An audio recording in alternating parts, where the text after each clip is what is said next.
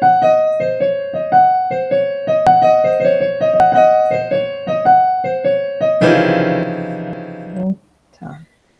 Bom, então eu vou fazer a apresentação da Vitória, já que o Wesley não vai conseguir, tá bom?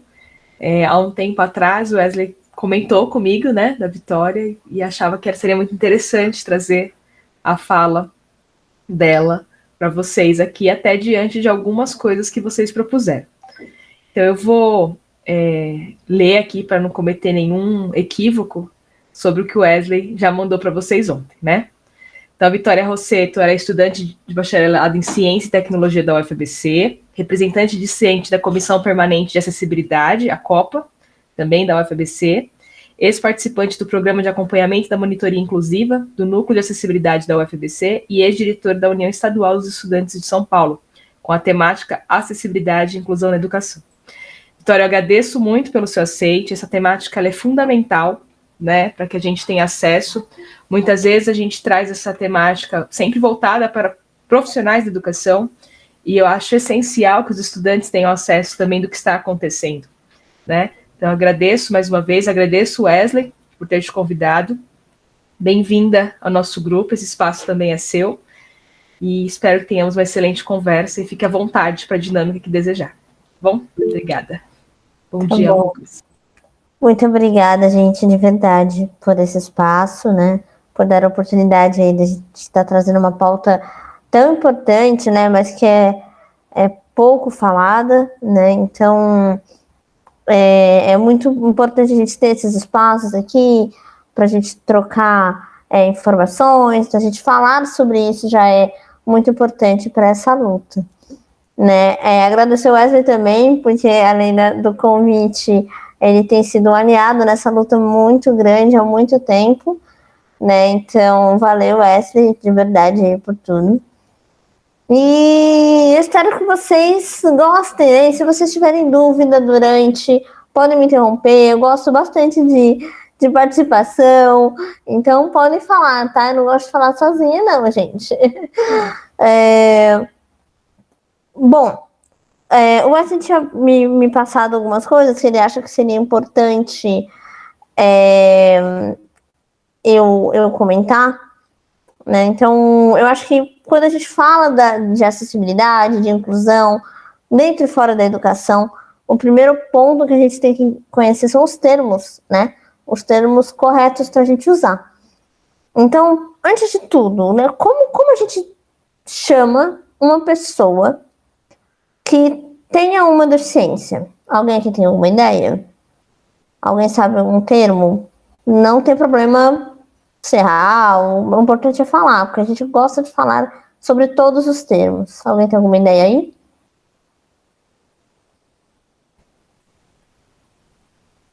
Eu falaria pessoa com deficiência mesmo. Legal.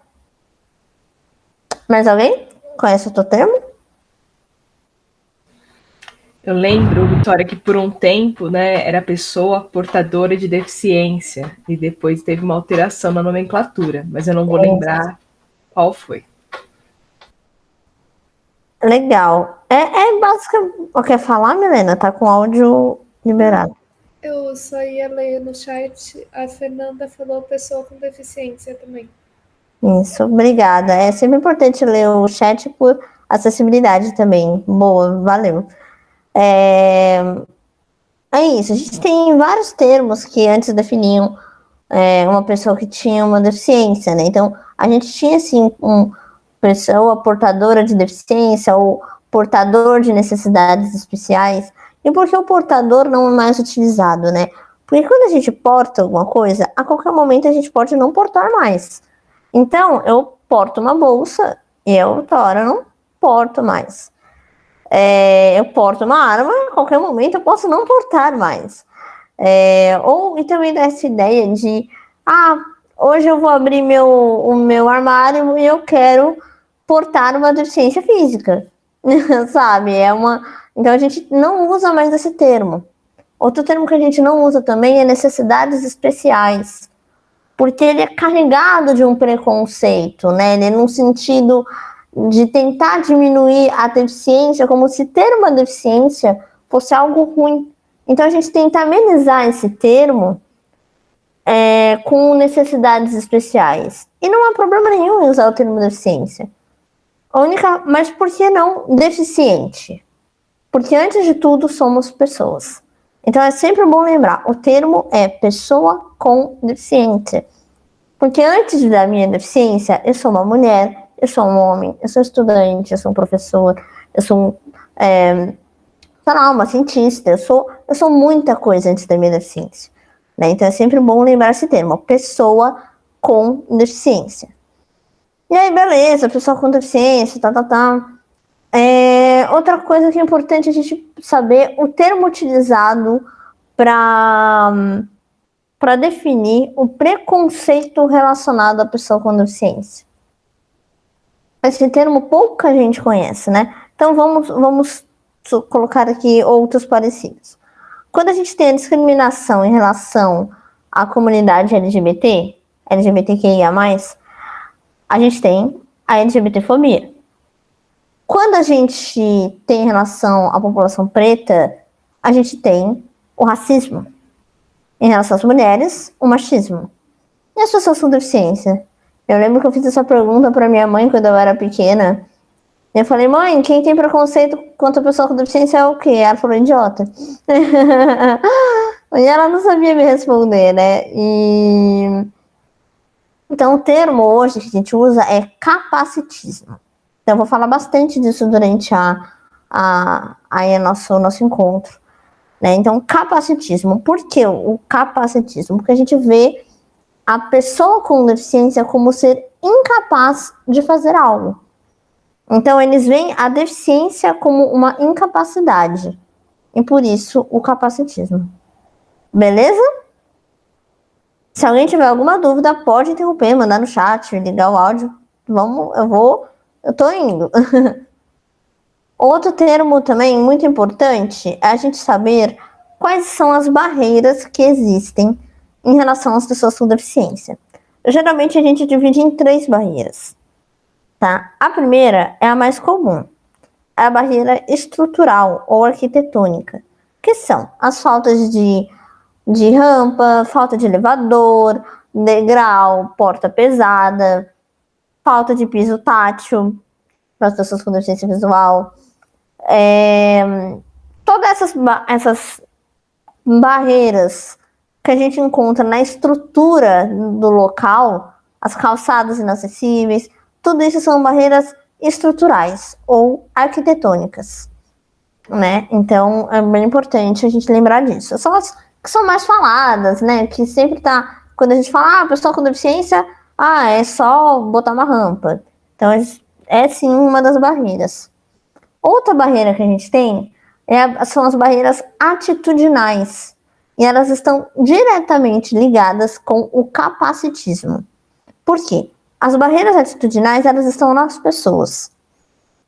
É quando, de certa forma, através do capacitismo, então, através do preconceito, da discriminação, as pessoas sem deficiência, geralmente, dificultam o acesso ou a permanência da pessoa com deficiência.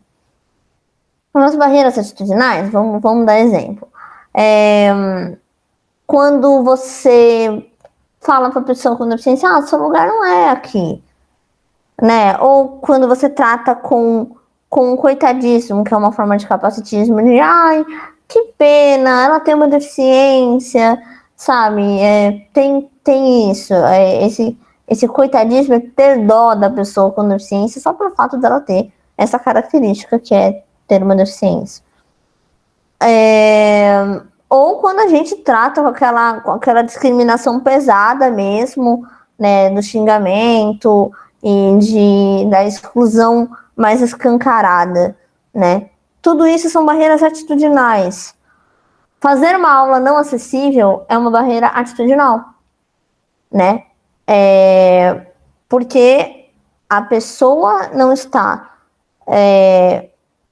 ela está dificultando o acesso à educação de uma pessoa com deficiência através da atitude que ela tomou de não preparar uma aula acessível.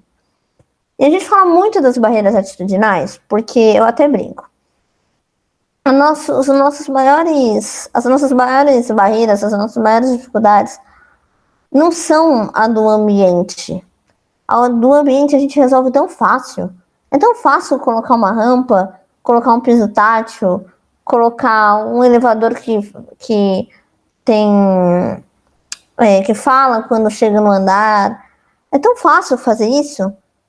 Mas por que não acontece? Por conta das atitudes das pessoas. Enquanto a gente tiver o capacitismo, essas barreiras atitudinais, a acessibilidade e a inclusão nunca vão acontecer, né? Então a gente fala bastante delas. E a última são as barreiras organizacionais. Geralmente elas estão ligadas a alguma instituição. Exemplo, quando uma instituição faz editais que são inacessíveis, quando pode falar, Márcio, pode falar. Você levantou a mão? Oi, Vitória, me ouve bem? Ouço. Tá.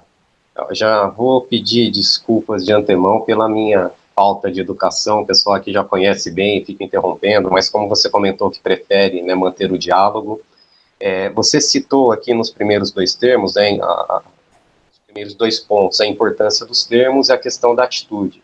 Realmente são pontos, assim, fundamentais. Só gostaria de jogar aí no nosso caldo, eu costumo sempre trazer o Celso Ataíde, né, por ter frequentado alguns espaços aí tão comuns a nós. Ele fala também sobre a importância. Gente, quando eu começo a falar, começa uma movimentação aqui na casa, peraí. Ó. Fala bom dia, pelo menos. Esse tchauzinho foi um bom dia, gente. E aí o Celso Ataíde, ele comenta, assim, sobre a importância da atitude, né, em contraponto, às vezes, a terminologias que elas são essenciais, mas ele exemplifica a questão, olha, o IBGE chama a favela de aglomerado subnormal. Assim, chamar de aglomerado subnormal não faz reduzir os problemas da favela. Eu falo, olha, eu chamo de favela, né? Só estou lembrando disso, Vitória, para que a gente também, dentro de uma coerência, não iniba aqueles que não têm acesso aos termos apropriados. Assim, eu desconhecia o termo capacitismo, né? E, eventualmente, eu posso incorrer em um deslize, em usar uma palavra imprópria. E aí também só vai o alerta para essa nossa atitude em não sermos intolerantes com aqueles que não tiveram oportunidade de conhecer os termos mais apropriados. Mas, mais do que usar o termo apropriado, os sermos coerentes nas nossas atitudes, no nosso respeito para com o outro. Era só isso. Obrigado, viu, Vitória? Imagina, de fato o que você falou é muito importante, né?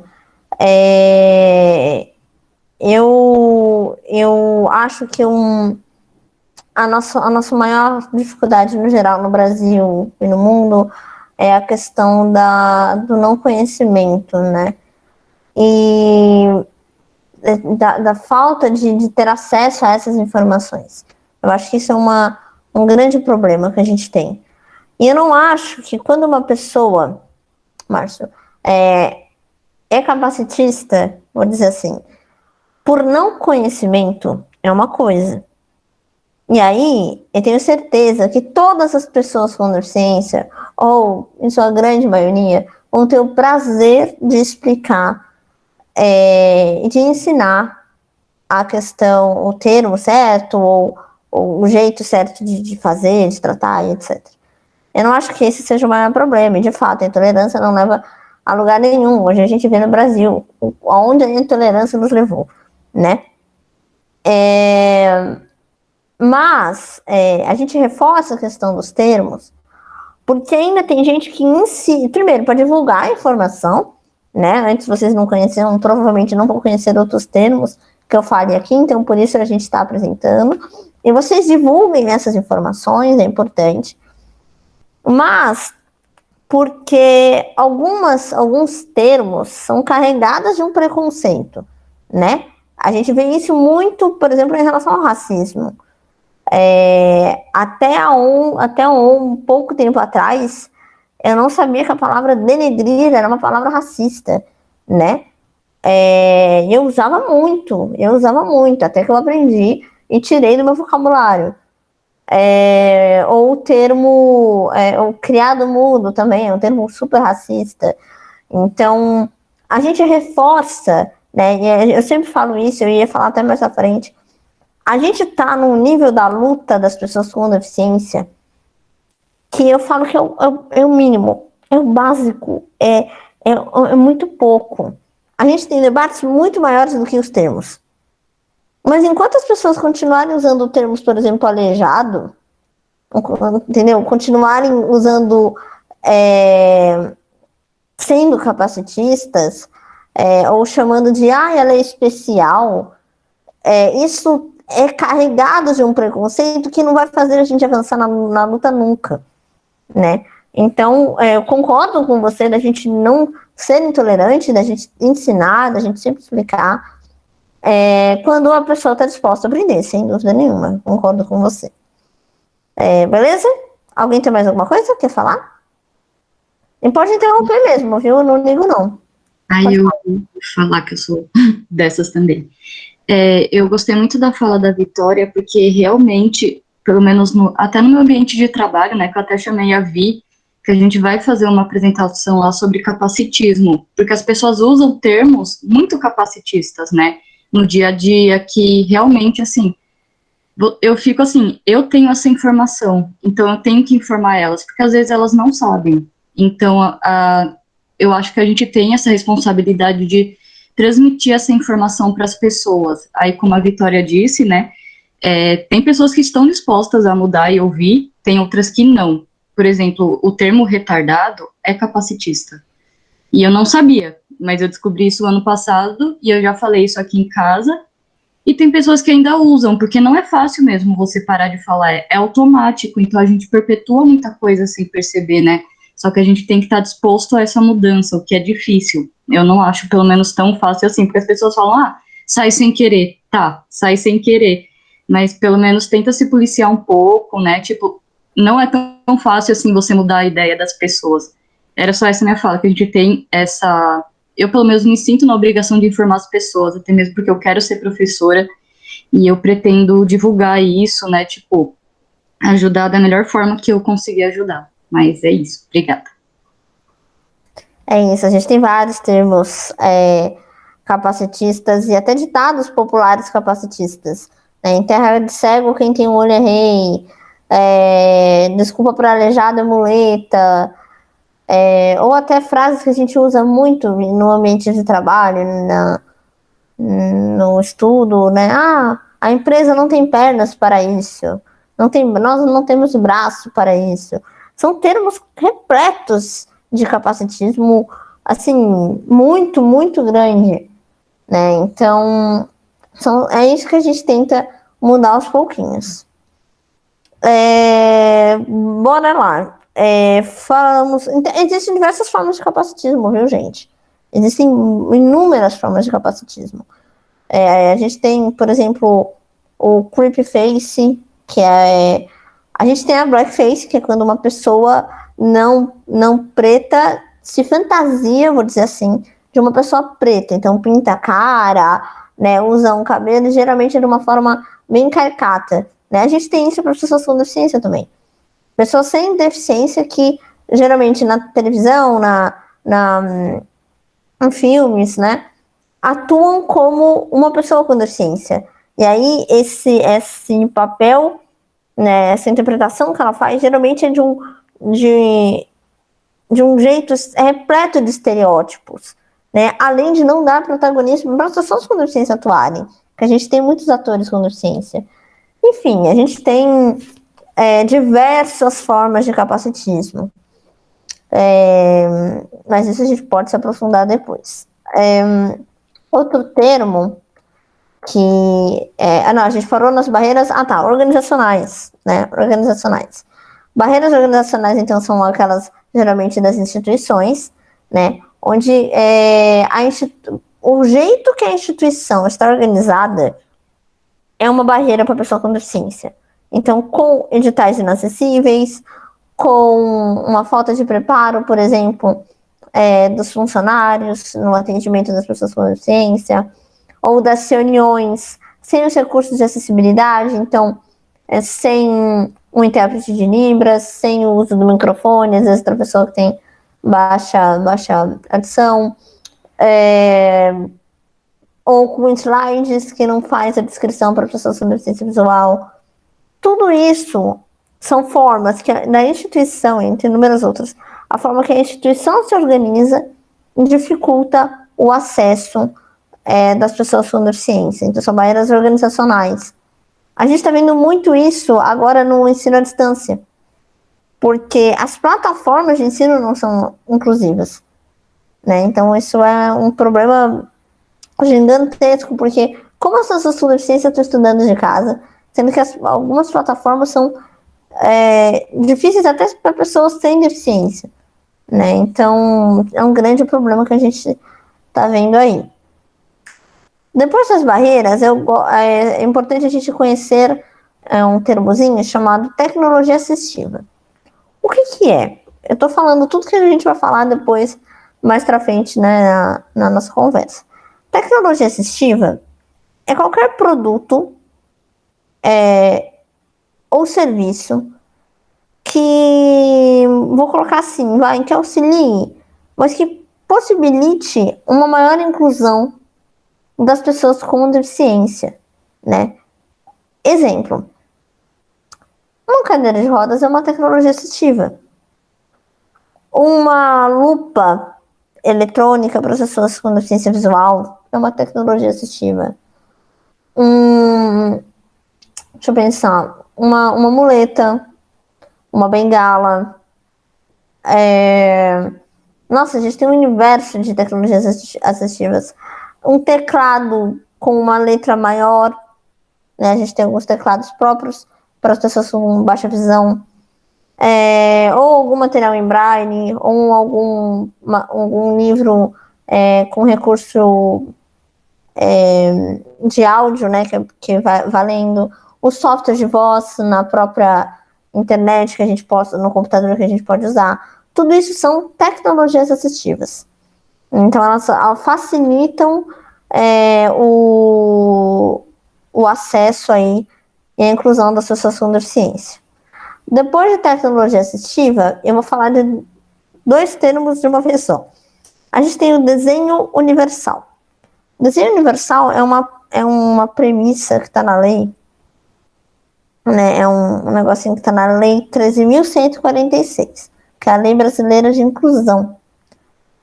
Se eu não me engano, é o artigo 55, mas eu preciso ver. O que é o desenho universal? É quando qualquer produto ou serviço a ser fornecido, ele deve possibilitar o acesso de qualquer pessoa, independente de idade, de gênero, de raça, de orientação sexual e de deficiência, sem uma necessidade de adaptação. Então, quando a gente pega um produto que todo mundo pode usar, que ele é tão inclusivo que ninguém não precisa de adaptação, não precisa de um teclado maior, não precisa de um cuidador, não precisa de nada. Qualquer um, independente de tudo, até de idade, de tudo, ela consegue acessar. Eu vou dar um exemplo.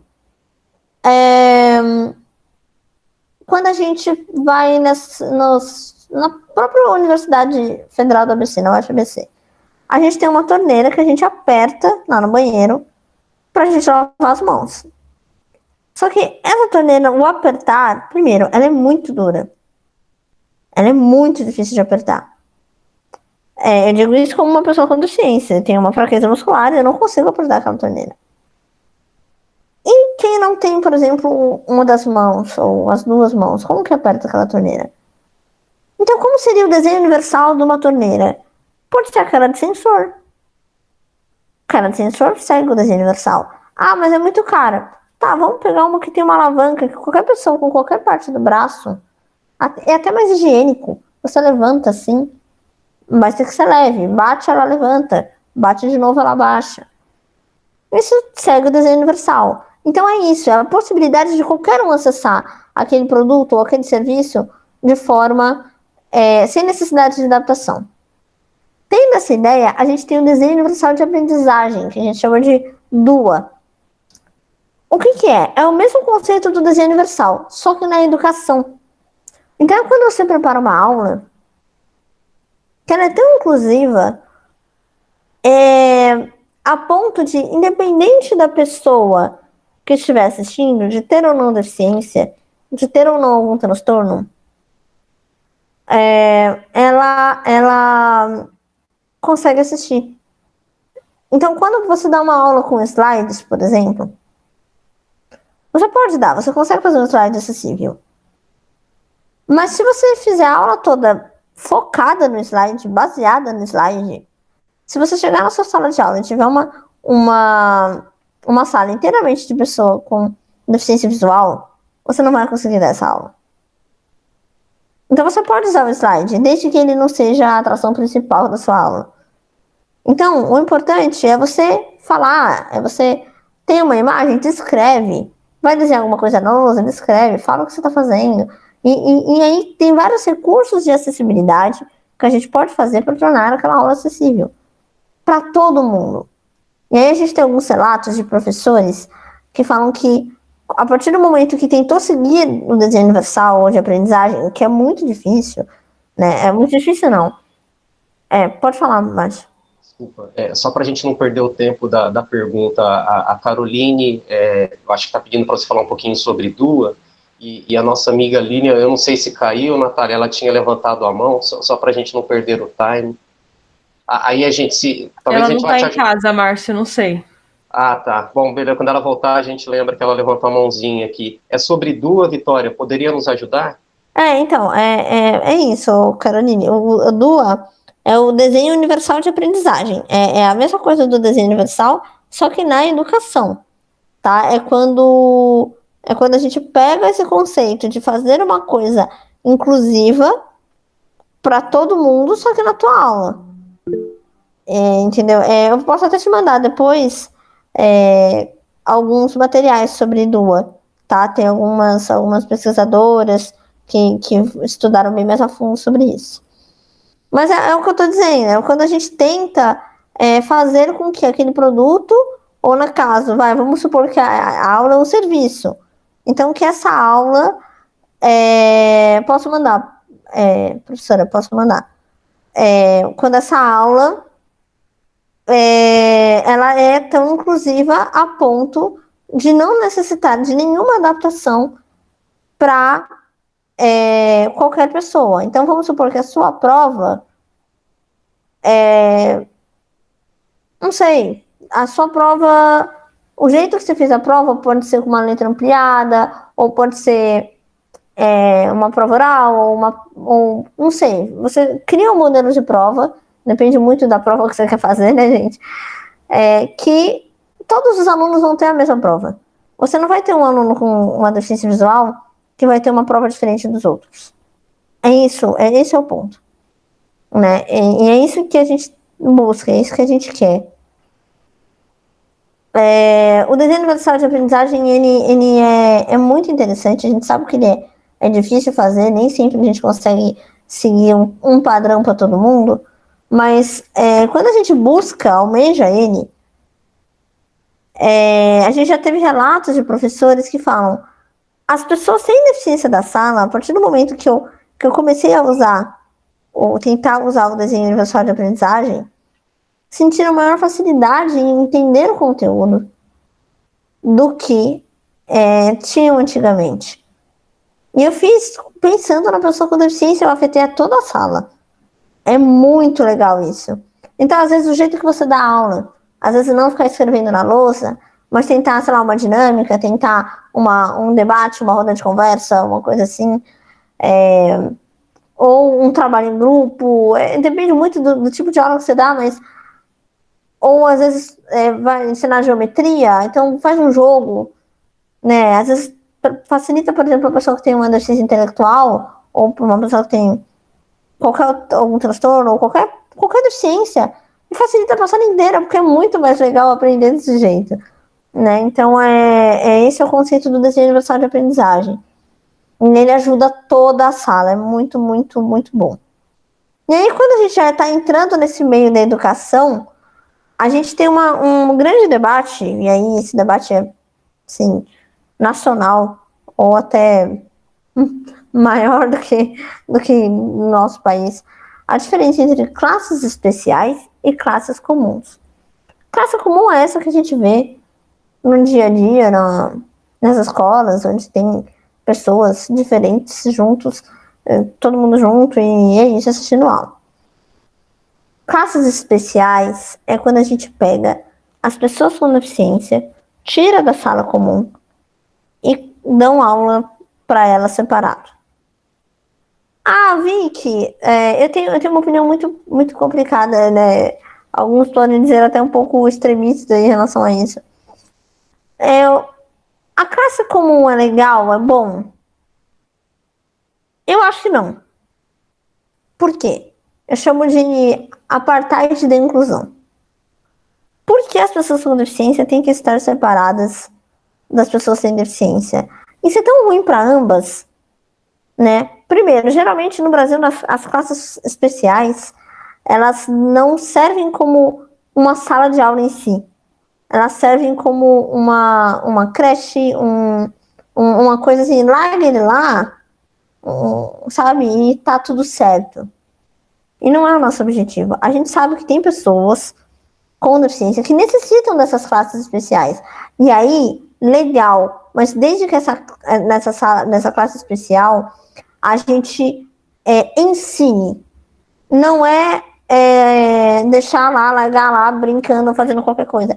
Não, é ensinar de acordo com a necessidade do estudante.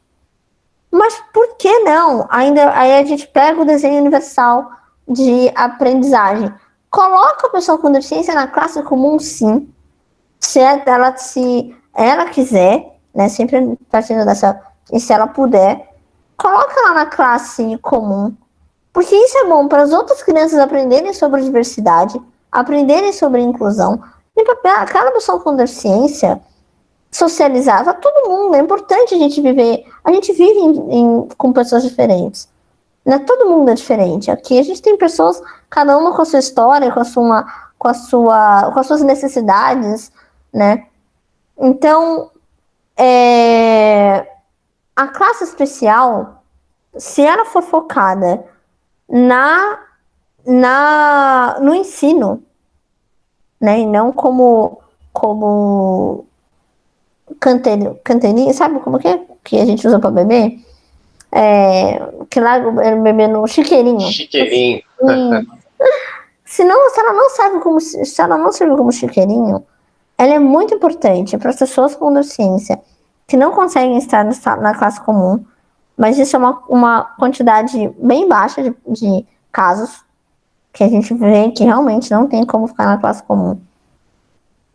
Mas ela é importante também no contraturno da classe comum. Ou seja, a gente vai ter a aula de boa lá com todo mundo na sala de aula.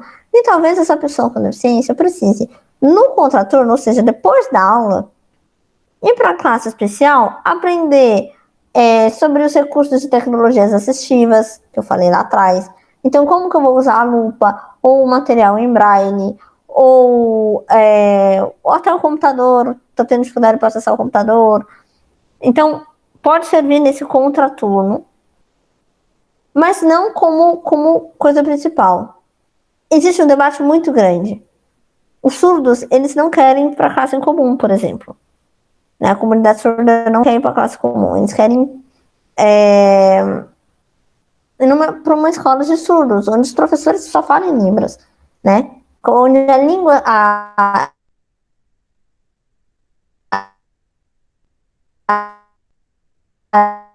Libras, acreditamos, né, que a classe comum, aí os estudiosos da educação, que a classe comum deve ser a principal, a primeira escolha, né, essa tentativa, caso seja possível, e no contraturno, a classe especial, caso haja necessidade. Então a gente tem esse debate. Vocês entenderam bem? Eu sei que isso é bem complicado, mas tem essas diferenças. Pode falar, Márcio.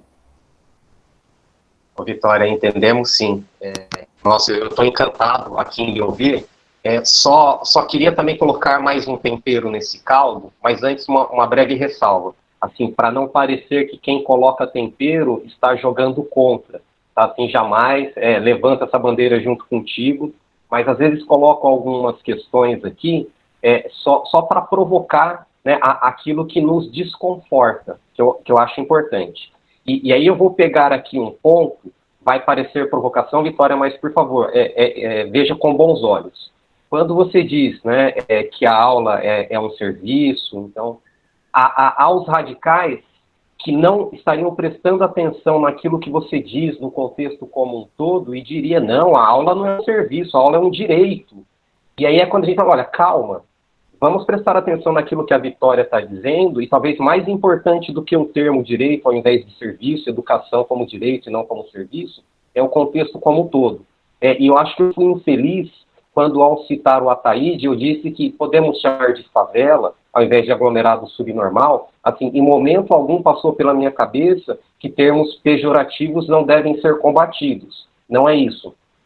Mas é exatamente esse o ponto, para dizer que mais importante, não mais importante, mas para não nos pegarmos dando valor demais quando pessoas de boa vontade estão defendendo uma causa e às vezes por citar um termo que não é o ideal, o estado da arte, desprestigiar tudo aquilo que está sendo trazido. Assim, só essa reparação por falha minha, tá, Vitória? Mas eu gostaria de puxar um fio aí com relação a essa importância, e aí eu também gostaria de ouvir a Natália da experiência dela aí no metalúrgico. Tenho colegas que militam também por essa importância da inclusão, da não segregação, né, de pessoas que precisam estar nas classes ditas comuns. Porém, Vitória, eu gostaria de ouvir também pela sua experiência, que às vezes, professores, educadores extremamente bem intencionados, mas que veem uma situação tão difícil porque identificam casos onde o grau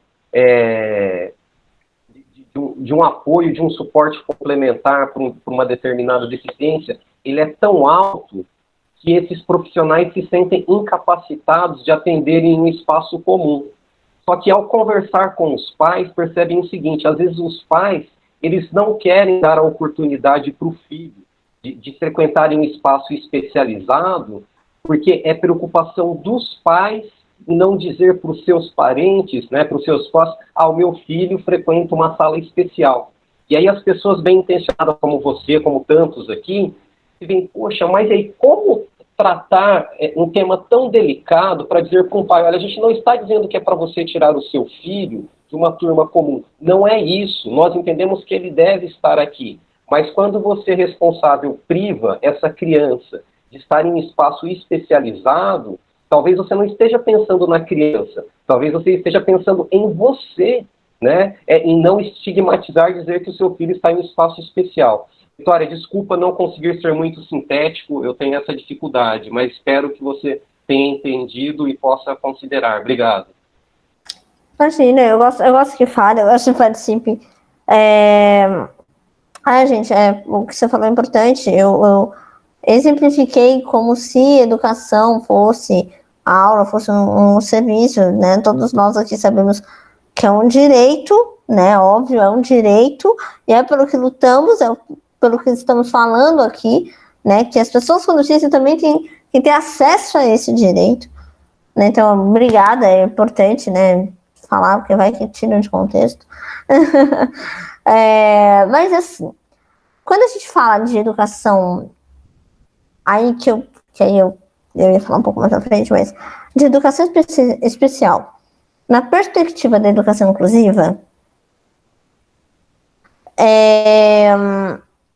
a gente trabalha, quando a gente fala de ensino básico, com as pessoas com deficiência e com a família. Nós trabalhamos com a família também. Porque dentro da própria família da pessoa com deficiência, a gente acaba tendo um certo capacitismo, né? Você disse, alguns não querem que nossa, meu filho tem Até outras pessoas com deficiência eram escondidas da sociedade. Não saíram de casa, é histórico isso. Então, muitas pessoas veem a deficiência como uma abominação, como um castigo de Deus, tem muito disso também. Então, sim, existe esse preconceito do não pode frequentar a classe especial. Mas, e sobre os professores? Os professores, os educadores, não é para trabalhar sozinhos.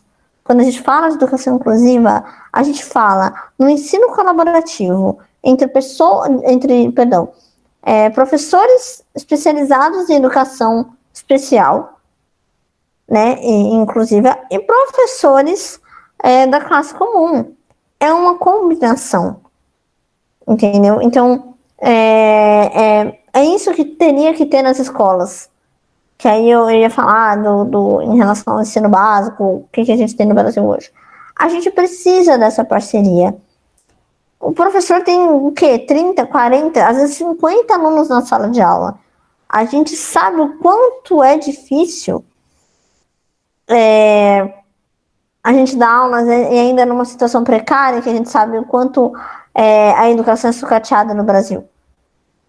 Mas por isso a gente quer essa colaboração. É um ensino colaborativo entre esses dois profissionais.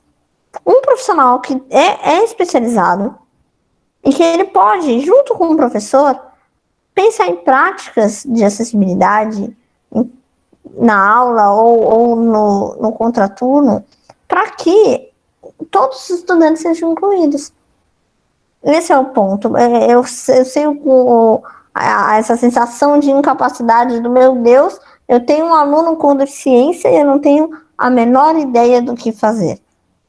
Né? Então, tem que ter esse trabalho em conjunto. Os professores não precisam estar sozinhos. E sempre, sempre, sempre, sempre conversar com a própria pessoa com deficiência. Nós temos voz, nós temos opiniões, né? Aí, às vezes, o pessoal conversa com a família e o professor, e ninguém ouve a pessoa com deficiência. Às vezes ela vira e fala assim, professora, se a senhora falar um pouco mais alto, eu já tô de boa. Ou, professora, é muito difícil para mim ler o que você está escrevendo na lousa. Se você me disponibilizar esse material antes, eu consigo acompanhar a aula. O Marcelo escreveu aqui, falar olhando para mim, né? Ou isso. Às vezes são coisas mínimas que podem facilitar. Então, isso. É nesse caminho mesmo, Márcio. A gente tem que ter essa colaboração. Esses profissionais não precisam estar sozinhos. É uma grande dificuldade que a gente tem hoje no Brasil. A gente não tem, às vezes, nem professores suficientes nas escolas, né? Numas condições super precárias, não conseguem dar aula. Como pensar em educação inclusiva num país onde a educação básica é super sucateada? É muito difícil discutir sobre isso, mas é necessário, né? E aí, o que é educação inclusiva, né? É isso. É a gente, né, pensando na classe social, pensando na classe comum, a gente juntamente com professores, especialistas, uma equipe multidisciplinar, o próprio estudante, a gente possibilitar o acesso ao direito da educação, né? Aí a gente fala de educação como direito, de forma igualitária para todos. Né? Então, isso. E é isso que é também, o que é acessibilidade? É garantir o acesso a um determinado local, acesso e inclusão em um determinado local. Isso é acessibilidade. O que é inclusão? É você garantir o acesso em permanência em um determinado local de forma igualitária, de forma mais inclusiva possível. Isso, tudo sem problema, Márcio. Isso. Inclusão é diferente de acessibilidade. Acessibilidade, a gente garante o acesso àquilo. A gente garante a permanência da pessoa com deficiência naquele lugar. Inclusão é quando você garante com que seja inclusivo. É muito óbvio, mas é que todo mundo esteja junto, que sejam as mesmas igualdades de acesso e permanência. E aí um exemplo que eu sempre dou é a questão do vamos imaginar que na escola todo mundo aqui já fez excursão. E aí a gente vai para um teatro. E aí nessa turma a gente tem uma pessoa com uma deficiência física, que não consegue subir escada. E aí vai estar todo mundo naquele grupinho dos estudantes, todo mundo em fila, ou todo mundo entrando, e a gente chega no teatro, tem uma mega escada assim na entrada. Aí os estudantes continuam indo, e aí chega alguém do teatro e fala, olha, tem um acesso por trás. Você dá a volta aqui, ó, e você entra no teatro. É acessível? É acessível. A pessoa com deficiência conseguiu acessar o teatro. Mas ela teve a mesma igualdade de acesso do que as outras pessoas? Não. Então não é inclusivo. Eu acho que, eu sempre dou esse exemplo, porque eu acho que fica bem nítido qual é a diferença entre acessibilidade e inclusão. Beleza? Alguém tem alguma dúvida em relação a isso?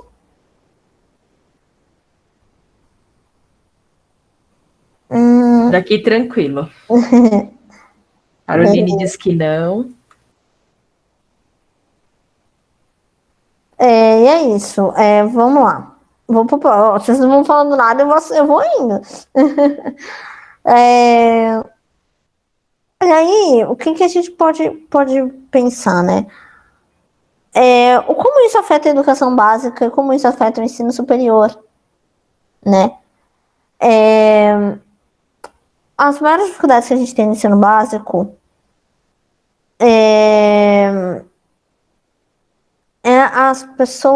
as crianças entrarem na escola. Então, hoje no Brasil, e aí durante a minha militância, eu já acompanhei algumas escolas municipais, estaduais, e as condições de inclusão dessas crianças. Eu sempre estudei escola particular, viu, gente? Então, eu tive esse privilégio, e mesmo porque não tinha muita opção, porque as escolas públicas não eram inclusivas e acessíveis para mim. Então, minha mãe sempre me colocou, fez esse esforço aí para me colocar em escolas particulares. Mas eu tive esse contato por conta da militância, eu já fui diretora de inclusão, então tive esse contato com a militância em relação às escolas públicas, né? E o que eu mais via eram as pessoas com deficiência fora da sala de aula. Dentro da escola, mas fora da sala de aula. Ou, não veio hoje. Por que não veio? Porque o cuidador faltou.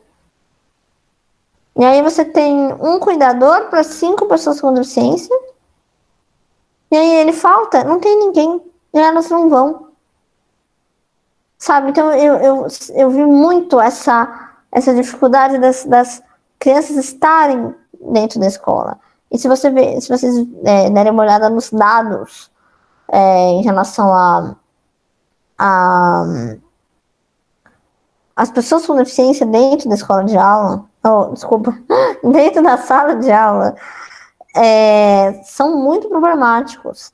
Elas só aumentaram depois da obrigatoriedade de matricular as pessoas com deficiência numa sala comum, numa escola comum, né?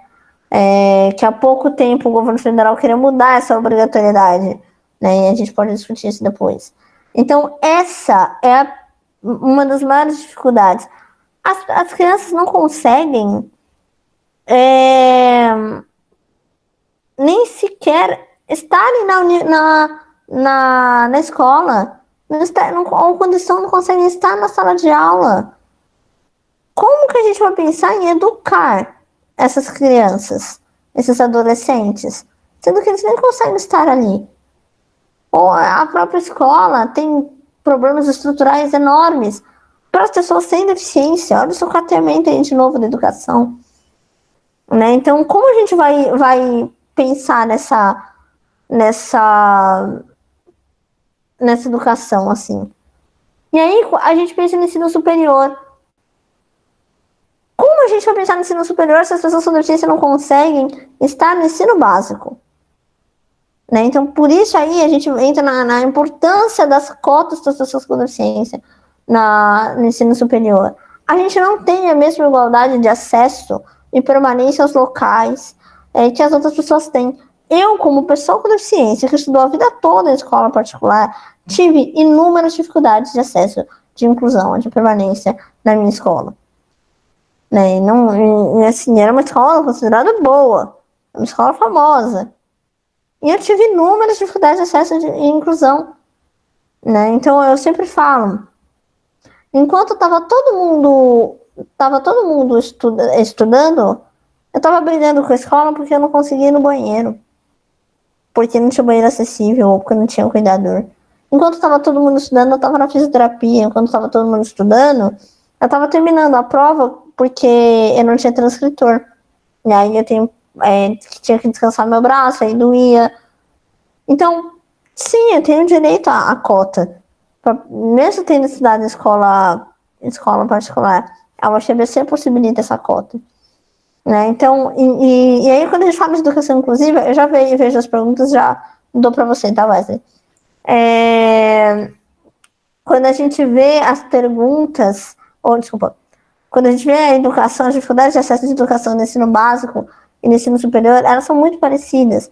Porque no ensino superior a gente tem muita dificuldade do estudante estar na universidade, né? Porque às vezes as universidades, referências em acessibilidade, dificultam essa permanência.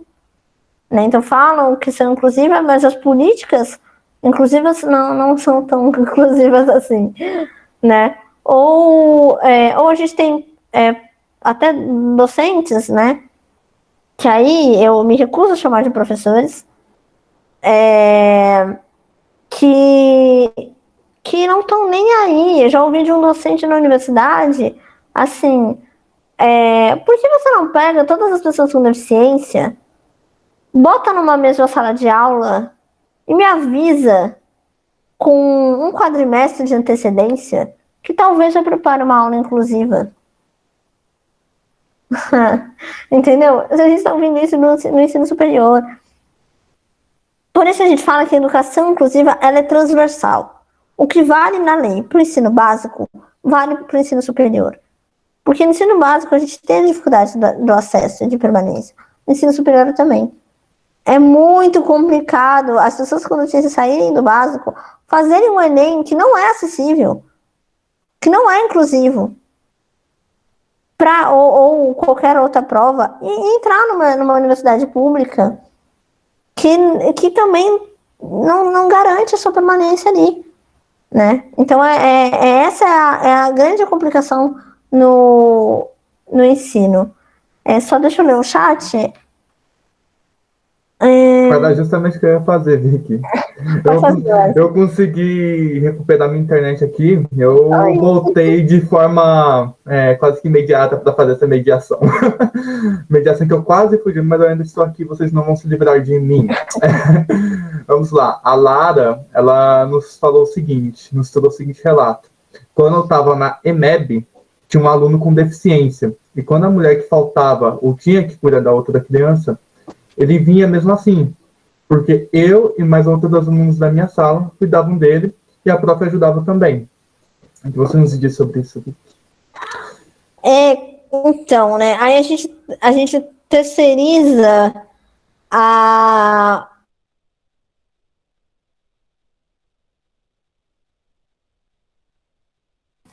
Agora acho que é a Vitória. Voltou? Aí, eu falei. Ela cai. Vamos lá, então, de novo. Essa é muito, muito interessante, Lara, que você trouxe pra gente. É muito comum, né? Sempre, até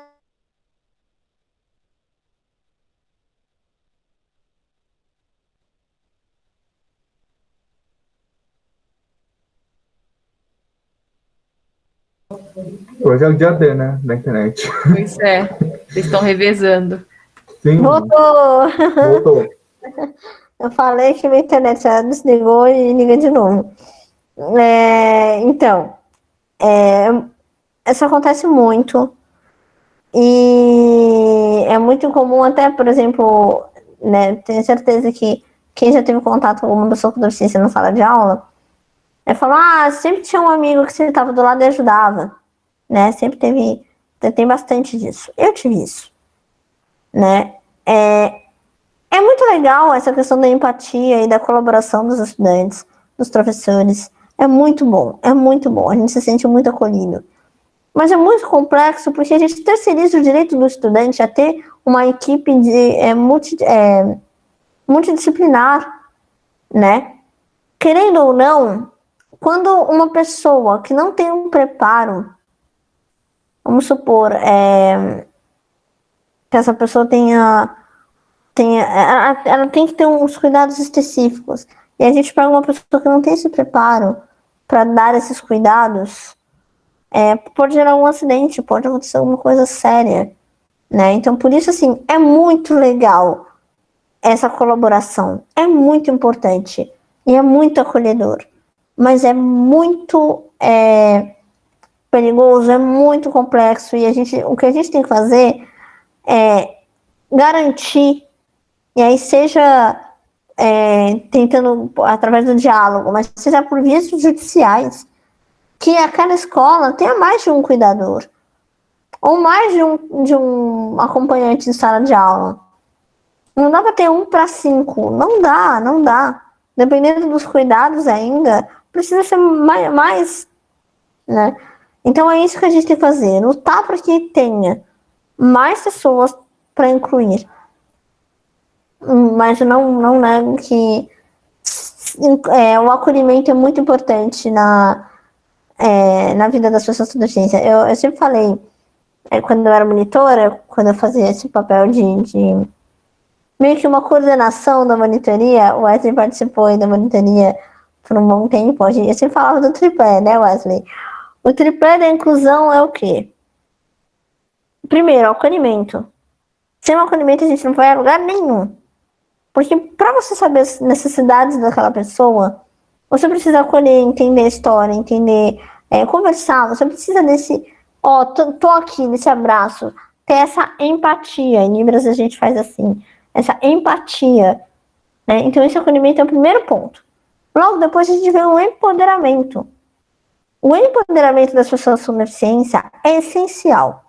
Porque, por exemplo, às vezes a pessoa com deficiência não vê, eu preciso de uma prova adaptada, mas eu não quero esse privilégio, ou eu não quero que elas usam, né? Ou eu não quero dificultar a vida de ninguém. Não, é seu direito, sabe? Empodere-se quanto pessoa com deficiência. Muita gente não aceita a própria deficiência. Então, o empoderamento é um segundo passo muito importante. Para daí a gente saltar para a inclusão. Então, qual forma a gente vai garantir que essa pessoa seja de fato incluída no meio que a gente está? Então, é através de tecnologia assistiva, que eu falei lá atrás, é através do desenho universal de aprendizagem, é através de um cuidador, de um professor especial, e como a gente vai garantir isso?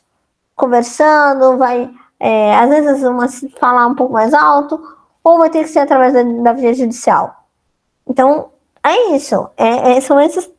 São esse tripé que são muito importantes na luta, né? Beleza?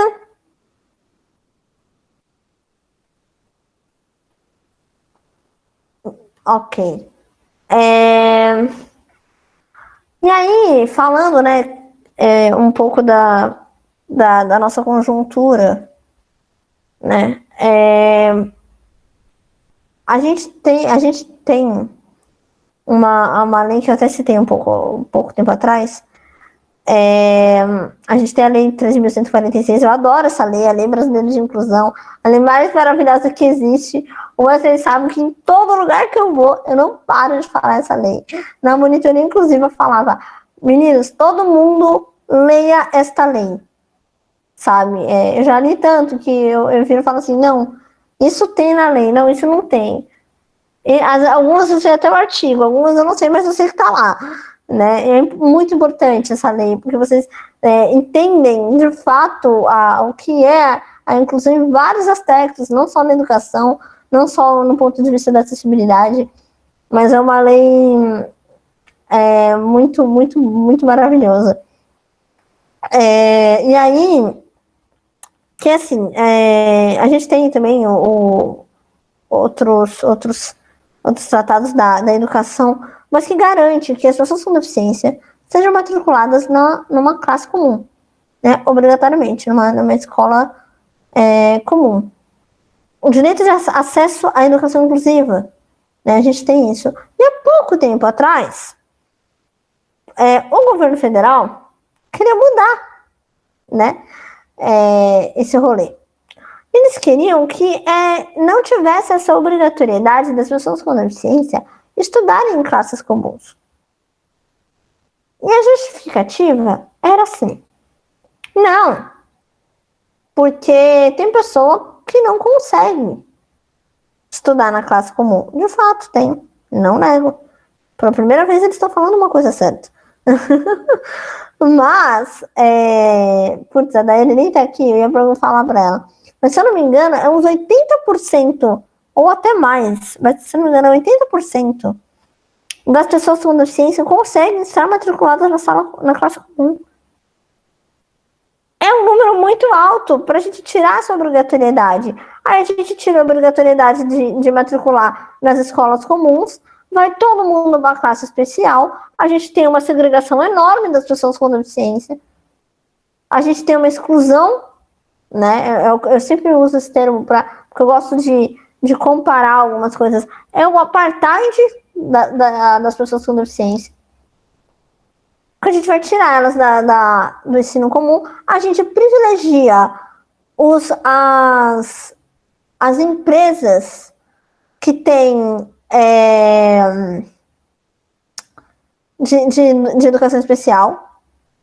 Então a gente vai para essas empresas e a gente tira a obrigatoriedade do governo, das escolas municipais, de garantir a educação inclusiva. A gente tira essa obrigatoriedade. Não precisa, não vai ter ninguém. A gente taca todo mundo lá naquelas empresas e tá tudo certo. E trata a educação como esse investimento, como essa mercadoria, né? E aí isso é um retrocesso tão grande na área da inclusão. Eu tô explicando bem por cima toda essa lei, né? O homeschooling, sim, distorcendo os direitos e transferindo as obrigações. É exatamente isso, Márcio, porque muitas pessoas com deficiência não saem da sala de casa para estudar. Inclusive, na época que o Fernando Haddad era prefeito de São Paulo, ele fez uma coisa muito interessante,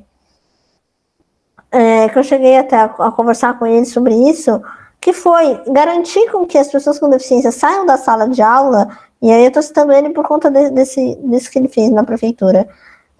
Que saudade. Ele virou e falou, não, as pessoas com deficiência têm que estar na sala. Não consegue sair de casa, então vamos buscar. Vamos mandar buscar, a prefeitura vai mandar buscar. E é isso que tem que fazer, tem que garantir que essas pessoas estejam lá. Por que não está indo? Não tem transporte, então vamos arrumar transporte. Não está indo porque não tem cuidador, então vamos arrumar cuidador. E isso ele fez e foi bem interessante. Eu queria que tivesse feito em outras cidades, né, em outros estados. Enquanto a gente tem esse ponto, a gente tem agora que não. Agora não é mais obrigatório, não seria mais obrigatório as pessoas com deficiência estarem matriculadas na classe comum. Então elas podem ir para o homeschooling, elas podem ir para a escola especial, elas, entendeu? E assim,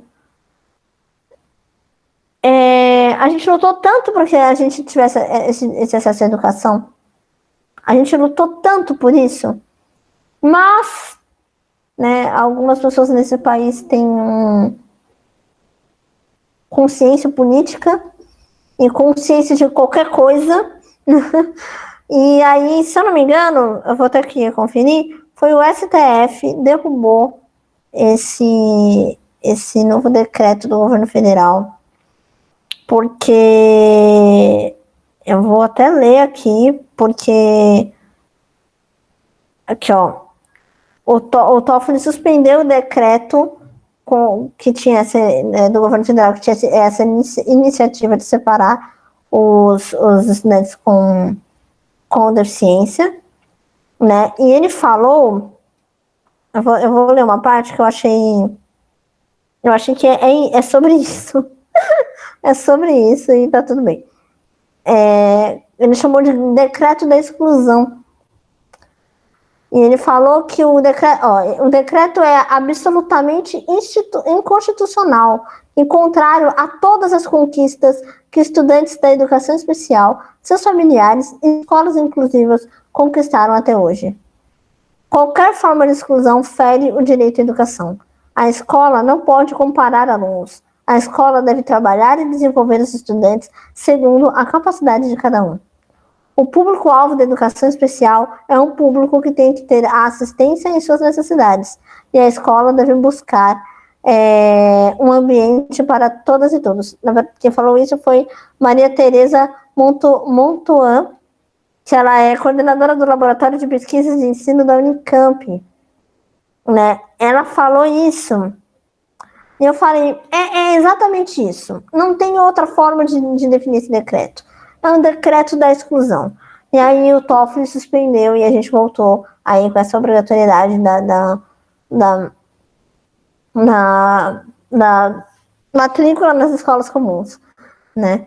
E aí, hoje a gente vive na verdade, sempre a gente viveu num sucateamento da educação, né? Tanto da educação básica, como a gente vê as escolas com sem infraestrutura, ou a questão da merenda, né, o roubo da merenda, uma série de coisas aí.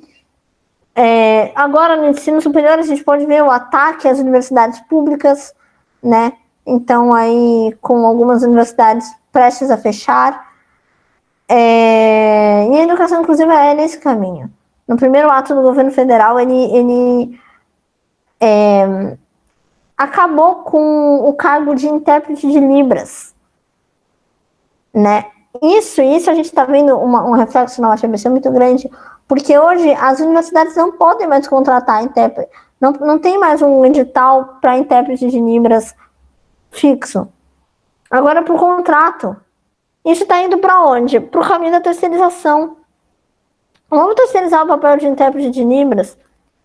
Se a gente fizer isso, qual a qualidade da interpretação que esse profissional vai estar dando? A gente não vai ter esse controle. Então, no primeiro ato, acho que foi no primeiro ou no segundo dia depois de assumir, né, com aquele discurso lindo em Libras, né, foi a exclusão do papel do profissional intérprete de Libras nas instituições do governo. Então, olha o quão problemático. E a educação, ela está sempre nesse ataque. E a educação, inclusive, está aí no meio. Né? É o que eu falei, se a gente tem uma dificuldade muito grande para discutir educação, para garantir esse direito a todos, e aí até me mandaram aqui no privado, quando nem todos têm acesso, esse direito se torna um privilégio. Né? E de fato, a educação está virando um privilégio. Ela está sendo tão sucateada que a gente não tem mais. Parece que esse direito é tão utópico, né? Parece, nossa, meu Deus, eu estou estudando. Muitas vezes é isso para as pessoas com deficiência. Meu Deus, eu consegui uma escola que de fato eu consigo entender, que eu consigo, que eu não sofro discriminação. E é isso. A Bruneta falou, sem contar que não será tão acessível financeiramente ou não. Terceirizado, já penso em instituições privadas. Sim, né, em relação aos intérpretes de Libras. Sem dúvida, mas porque esse é o caminho. Né? Eles queriam terceirizar tudo há pouco tempo atrás, né? Vamos terceirizar. Os próprios trabalhadores têm a questão dos direitos, né, retirados. Então, a gente tem uma forma de trazer, como que eu posso dizer isso? É uma forma de precarizar o trabalho daquela pessoa, né? Ela vai receber menos, então ela já vai ter menos direitos. Em compensação, a gente não tem um controle da qualidade, no caso dos intérpretes, da interpretação, porque quando a gente contrata, por exemplo, na universidade, eles têm um processo que eles fazem análise daquela pessoa fazendo uma interpretação em Libras. É tipo você fazer uma interpretação do inglês para o português, sabe? Tem que ter uma certa qualidade, tem que ter um jeito, tem as expressões, então tem que ter esse padrão. E aí, se você está terceirizando, você vai pagar mais caro. Você vai, e não vai ser para o trabalhador, vai ser para a empresa. E aí você não vai ter controle desse serviço, e aí você vai ter de novo uma exclusão, no caso dos surdos, do acesso à educação. E assim, as problemáticas, gente, são inúmeras, é muito grande. E para finalizar, assim, porque o nosso tempo já está quase dando. Márcio, você está com a mão levantada, desculpa, pode falar. Agora que eu vi. Não, Vitória, eu acabei de levantar aqui. Tá. Olha, eu sei que eu estou te interrompendo muito, mas a culpa é sua porque você está provocando temáticas aqui que são muito caras, né, a todos nós, então a gente acaba tendo que interromper mesmo. Quando você alerta para a questão da precarização, né, só queria colocar também um pouquinho mais de tempero, não só precarizar, como muitas vezes convencer aquele que está submetido à precarização que aquilo está sendo bom para ele, né? Aí eu remeto a um filme, aí fica, né, o convite, Em Amistade, da época da Natália, isso, não da minha, mas tem uma cena que eles estão buscando um intérprete para entenderem o que aquele que foi feito escravo estava pleiteando, né? E aí, como não conseguiam dialogar, vem ali, de certa, como se fosse a iniciativa privada. Então, alguém se apresenta como intérprete, não sabe o que está dizendo, mas como ninguém tem o domínio daquele todo, ele só resume, ele falou para você continuar dizendo. Então, daí a importância do confiarmos questões estratégicas a pessoas sérias, a instituições sérias e dedicadas à causa. Obrigado, Vitória. Perfeito, é isso mesmo. A gente já viu muitos casos de intérpretes que têm uma interpretação tendenciosa, a gente chama assim, né? Então, é muito complicado, né? Poucas pessoas entendem Libras, eu sei muito pouco.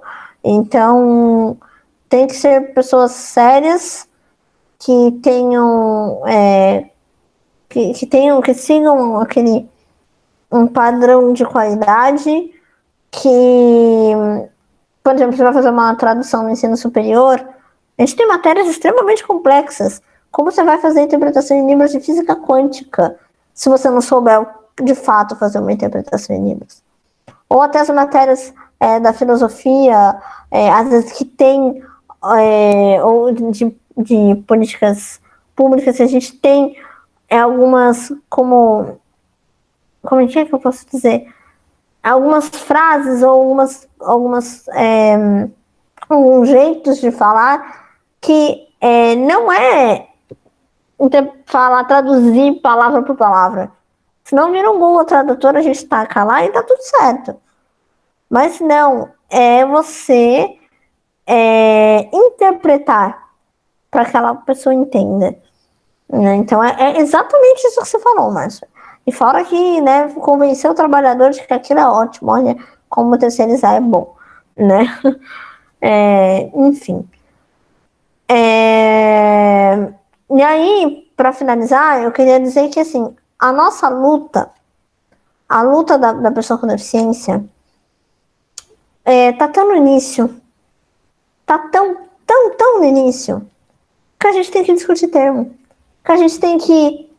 Olha o que a gente está discutindo, acesso à educação. um direito básico. A gente discute acesso à saúde. Quer dizer, a gente nem chegou nesse ponto ainda. Porque a gente está brigando para ter acesso à educação, por ter acesso à informação. Olha quão é complicado isso hoje.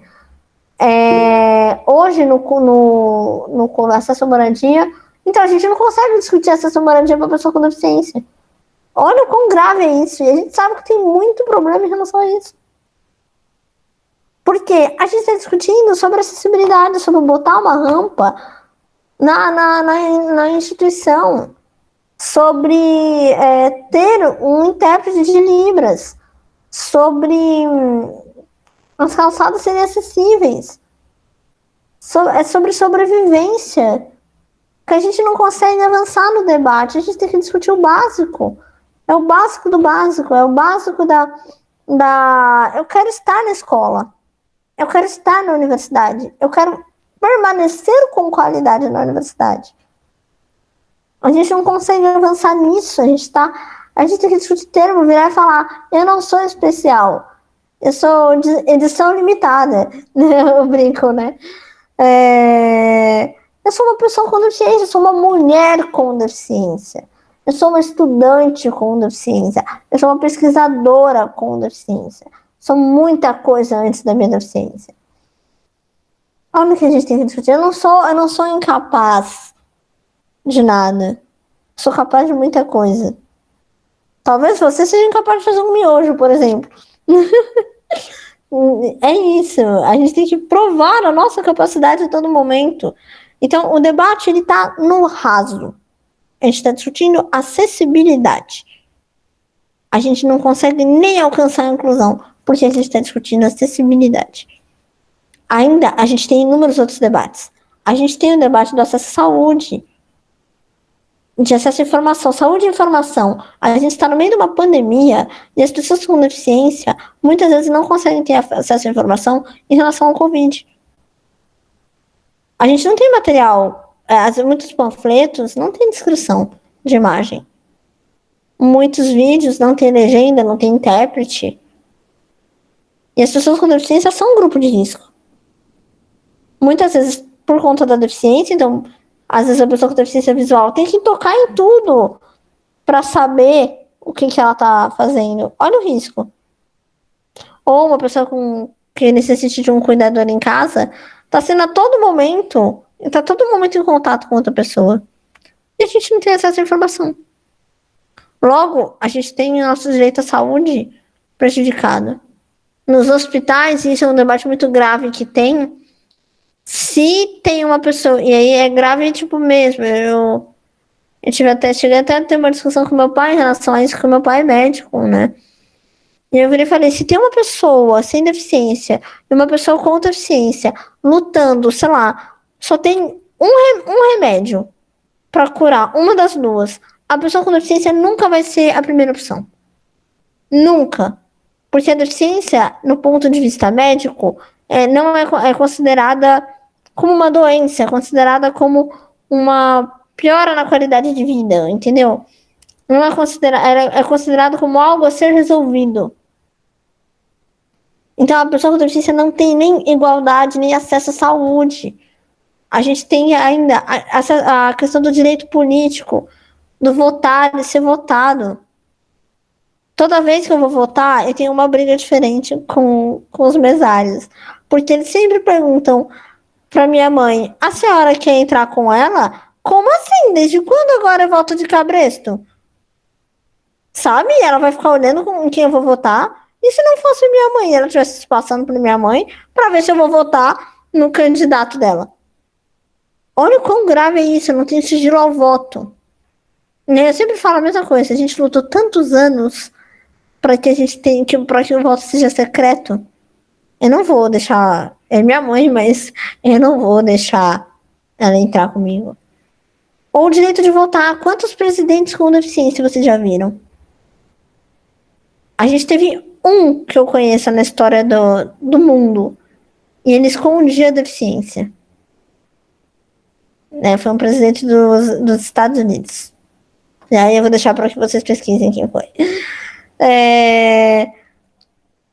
E aí, olha isso, né? A gente tem a questão do direito ao acesso à moradia. Tem muitas pessoas com deficiência sem teto, ou que tem, mas que a casa não é acessível para elas. A minha casa não é acessível para mim. Eu não entro no meu banheiro. Eu não consigo entrar no meu banheiro. E aí, como que faz?